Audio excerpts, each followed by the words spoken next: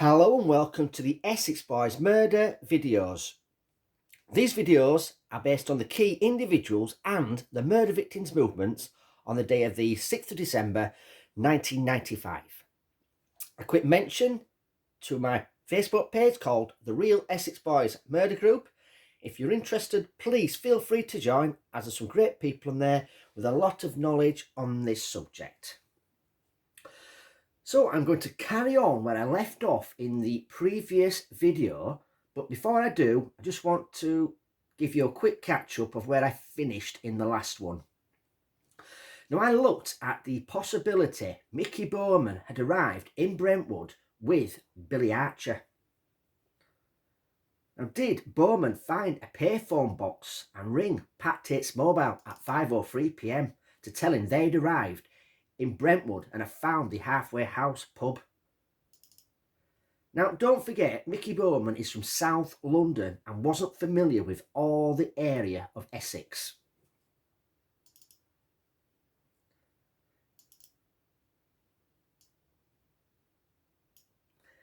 Did Pat Tate tell him to ring Tony Tucker for the details of the meet? At 5:07 p.m, there is an undisclosed phone call from Mickey Bowman to Tony Tucker. Was this call to find out what time the meeting was at the car park? Did Tony Tucker tell him the time and to wait for them to show up, and when they set off to follow them from a distance, when Mick will be showing them where he will be landing the light aircraft in the upcoming days? Now, when you think about it, a 5:03 p.m. phone call was made in this area to Pat Tates' mobile on the day of the murders. Just 4 minutes later, Mickey Bowman made a phone call to Tony Tucker's mobile. They were definitely planning something that day. So Mickey Bowman and Billy Archer have been waiting in this car park for a while, and they are in different vehicles. Now, just after 6 p.m, they notice a Toyota Hilux turn in to this pub car park using this side entrance, and then parks in the middle just here. Now, moments later, they notice a Volkswagen Passat enter the car park, which heads to the back and parks up. Now, Bowman and Archer don't recognise the two males in the Passat, but do keep an eye on the vehicle. A minute later, the Passat sets off and heads to the front of the car park, round about here.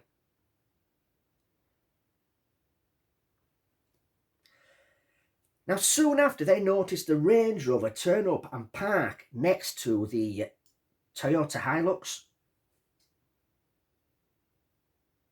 Noticing the Range Rover turn up, Jack and Darren use the front entrance here and head off to Rettendon. Now, did Bowman and Archer notice the Passat leave the car park and weren't bothered about its presence after the Range Rover turned up? Now, did Mick Steele lie and tell the Essex boys that Jack was supposed to be here in the car park but was running late, and they were going to use Jack's car to show them where he'd be landing the light aircraft but was running late? Now, as Mick was keeping up the pretense, did he get the Essex boys to follow him somewhere not too far from the landing area, and he'd get into the Range Rover, as they only needed one vehicle to turn up at the place? Now, Mick Steele doesn't want to attract any attention to where he will be landing the light aircraft. Now, according to Darren Nichols, Mick had landed a light aircraft in a farmer's field with drugs before, but was spotted landing, and the farmer headed towards the field. Now, Mick Steele had to set off quickly before being caught, So he had a narrow escape that time. So he doesn't want to take any chances when he lands the light aircraft. Also, only one vehicle needed to go down the lane to show them where we'll be landing the light aircraft in the upcoming days.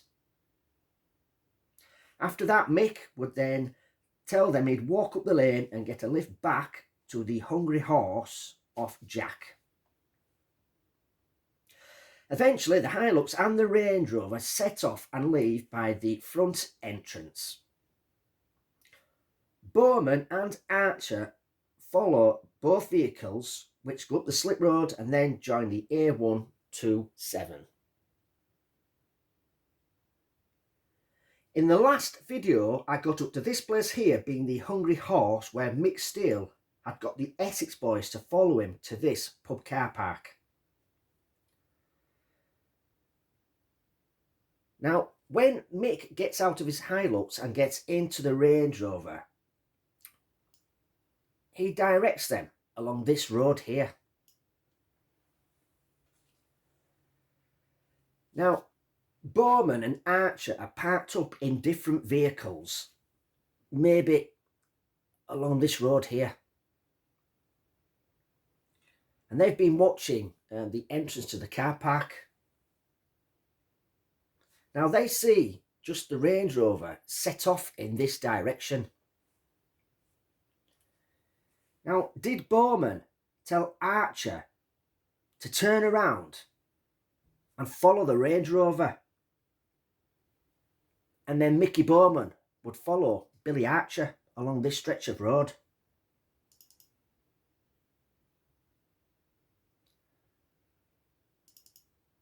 Now this road here,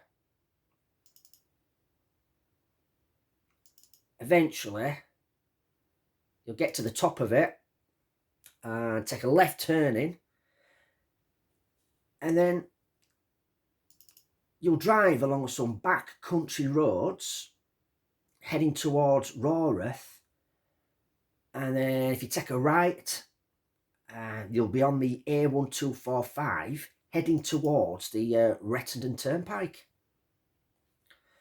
So what I'll do now is speed up to the next location we need to be at. Having used the back country roads and have gone through Rawrath, they are now heading towards the Rettendon Turnpike using this road here, the A1245. Now, Bowman and Archer are following behind from a distance.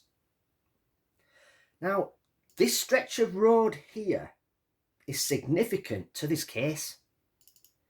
Now, if you've been following my Day of the Murder videos, you will be aware that Pat Tates received a call on his mobile at 6:44 p.m. from his child's mother, Sarah Saunders. Now, in the films, they always make out that this call happened as the Range Rover went down the farm track. Now, this is simply not true. It never happened like that.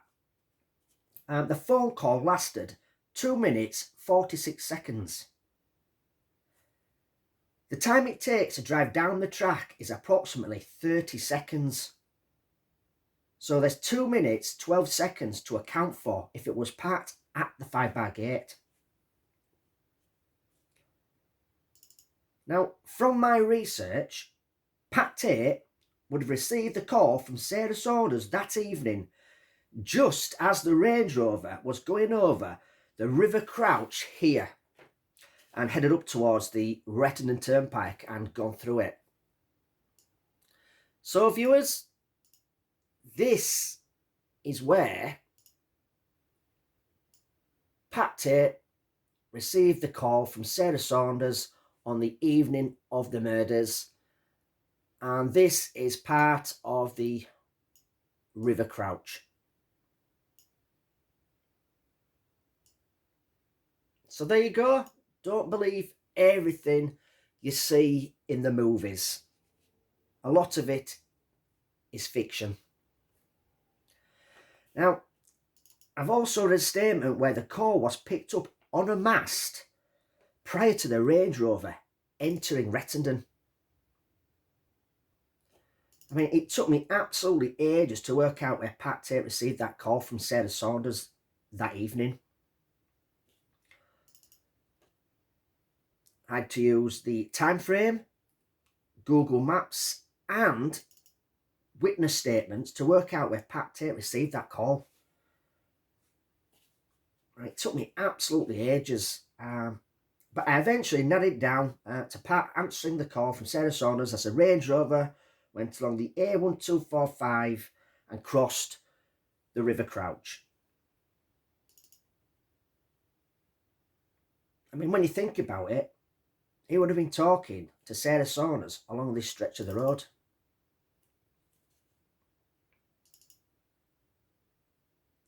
Eventually, the call would have ended at the roundabout for Rettendon or as the Range Rover joined the A130.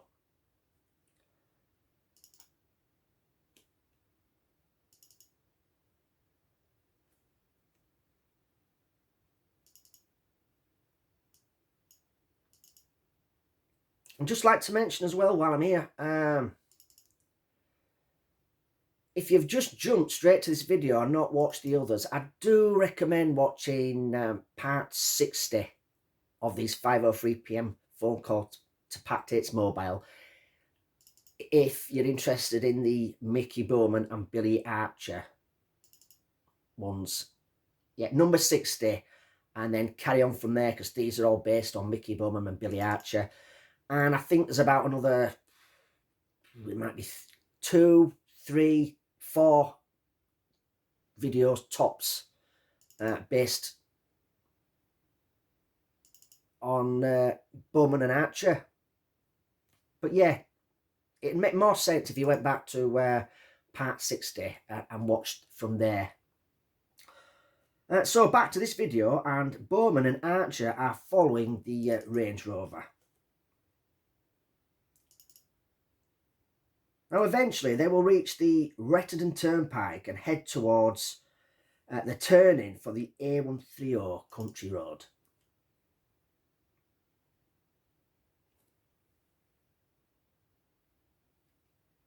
Now as the Range Rover is going along the A1245 heading towards Rettendon, did Jack and Darren arrive in that village first and park up somewhere close to the farm track?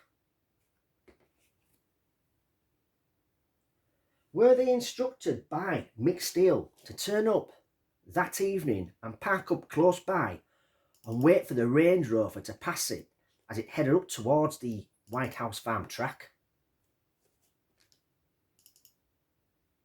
Did Mick Steele want Jack and Darren to be in this area when he was showing Tucker and Tate when he would be landing the light aircraft in the upcoming days as soon as the wintry weather disappeared? Did he tell Jack and Darren that he didn't trust Tucker or Tate in the upcoming drugs robbery, and after being informed by Sarah Saunders that Pat had told her not to worry about Mick Steele as he was going up north and she wouldn't see him again? Now Sarah Saunders saw this as a threat on Mick Steele's life and tried to warn him. I mean, if Jack and Darren wanted part of his 10 kilos of coke from the robbery, they had to do a dummy run when he was to show the Essex Boys where the light aircraft would be landing, along with the day and the time. When he decided to fly the light aircraft from Holland to Essex, he wanted Jack and Darren to be in the Rettendon area just in case the Essex Boys did double cross him and cut him out of the 30 kilos they were to rob.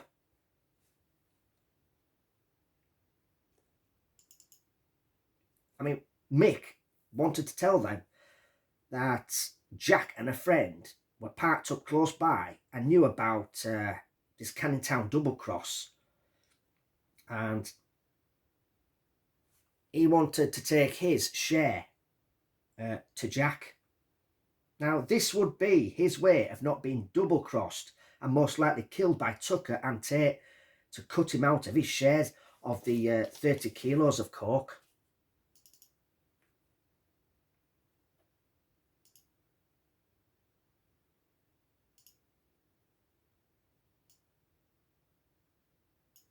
So on the evening of the murders, did Jack and Darren drive along the A130 country road looking for a lay-by or side road to park up on and wait for the Range Rover to pass?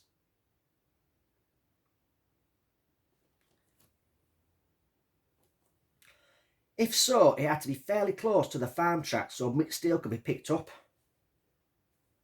And when Mick Steele met the Essex Boys at the Halfway House pub, did he mention to them that Jack was on his way but running late due to traffic and the wintry conditions? Did Mick tell them he had phoned Jack and told him to meet him at the meeting place where the light aircraft will be landing in a few days? I mean, did Jack decide to go down this street? Now, if you've been following my Day of the Murder videos, you will have known that I have used this road before. It is Meadow Road and it is about 1/4 of a mile from the farm track. Did Jack and Darren drive down this road and turn the Passat around so he could have a view of the A130 and could wait for the Range Rover to pass?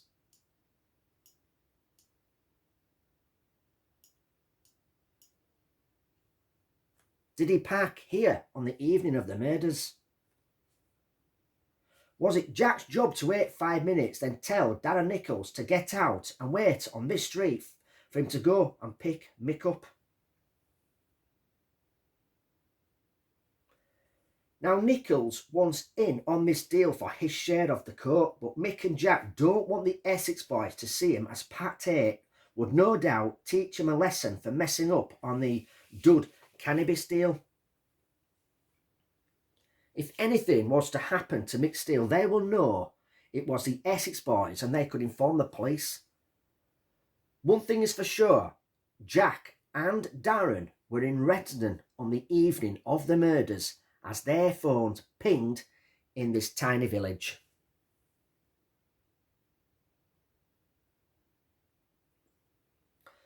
So the Range Rover has used the Rettendon Turnpike and is driving along the A130 as Mick Steele is guiding them to the makeshift airstrip being the field at White House Farm. The phone call between Pat Tates and Sarah Saunders has most definitely finished as the Range Rover is here.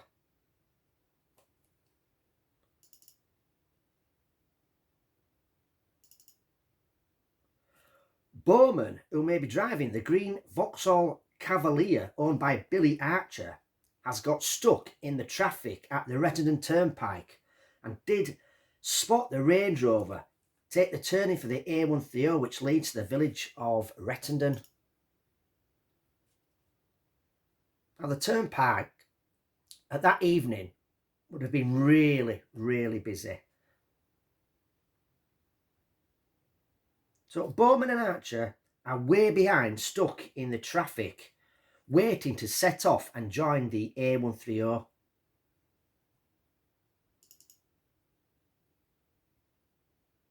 I mean, if needs be, they could always phone Tucker or Tate, but they'd rather not, as they don't want to spook Steele, who is sat in the Range Rover.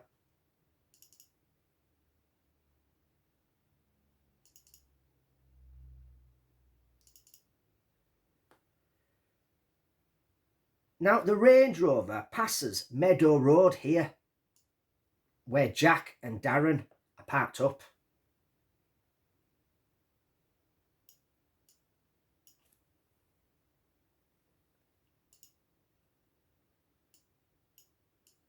Now, they both notice the Range Rover pass Meadow Road and head off in this direction.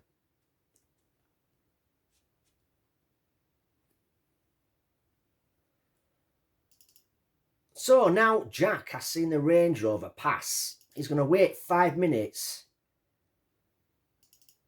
and head off on his own in the Passat to the entrance of the farm track to pick Mick up.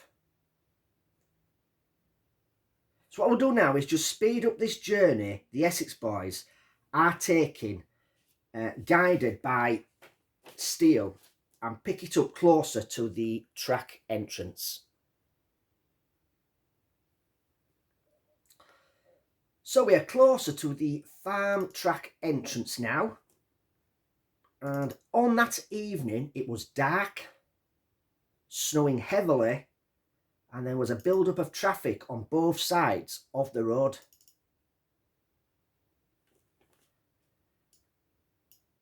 Now, a witness said they saw a Range Rover indicating to turn right just here at the entrance, and they saw it eventually go down here. So that's as far as I'm going to go in this video, and in the next one I will carry on with the sequence of events leading up to the executions of the Essex boys involving Mickey Bowman and Billy Archer. In the next video there will be a key witness who I shall go through and tell you what he said he saw on the evening of the murders. Until next time, take care.